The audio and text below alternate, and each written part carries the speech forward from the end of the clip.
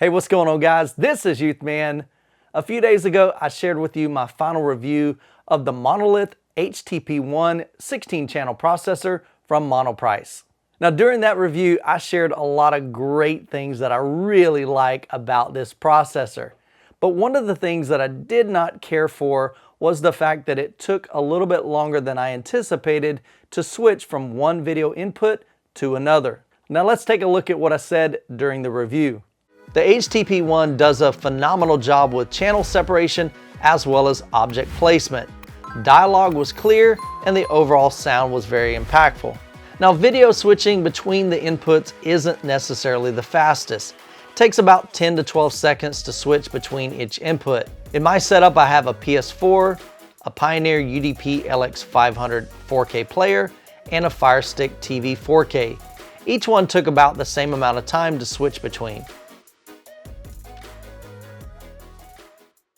Now, after watching the review, several of you commented down below on the fact that you thought that the HTP-1 should perform quite a bit better in that area. And here's what you said. Steph98435 says, "Thank you for the video.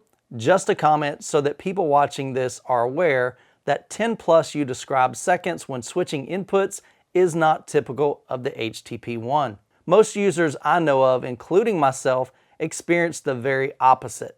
Fast input switching in the range of about 3 to 5 seconds. This can vary according to your setup, but a long delay when switching inputs is very unusual for the HTP-1 and should be investigated if you have the time to do so, as it can be fixed."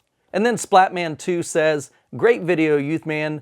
Thank you for going over the processor, and yes, like some of the other folks here have said, I would like to hear more about it and more details. You mentioned about the processor taking a while to change inputs.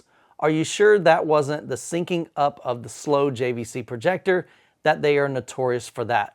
If you had hooked up the processor up to, say, a flat panel TV or a monitor that could sync much faster than, say, our JVC projectors, you may have noticed it was much faster. Thanks again." So after receiving these two comments, it got me wondering, could it be something in the path of my JVC projector, or maybe even the fact that I've got a long 40-foot HDMI cable connected from the processor all the way to my projector? So I decided to do one more round of testing on the HTP-1 just to see, was it something on my end, or is it indeed the HTP-1? So let's head over to my daughter's bedroom where I've got it set up, and we'll do one final test. So here we are in my daughter's bedroom setup. I brought the HTP-1 in here to connect to her 4K TV. I've also got my PlayStation 4 as well as my Amazon 4K Fire Stick TV. So I'm gonna go ahead and switch between the two inputs so you can see it's a lot faster on a 4K TV than when I initially tested it in my theater room connected to my JVC NX7. So we'll go ahead and switch the input from the 4K or from the PlayStation 4 to the 4K Fire Stick. So we'll switch that now.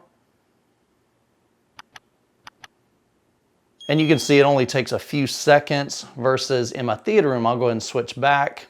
In my theater room, it was taking probably about 10 to 12 seconds. So it's definitely a lot faster. I'll switch again in between these inputs when connected to a 4K TV. Now, on my channel, I always strive to provide you with the most accurate information available. And I felt it was necessary that I did one more test to be able to determine whether or not it was my projector that was causing the delay, or if it was something in the HTP-1 processor.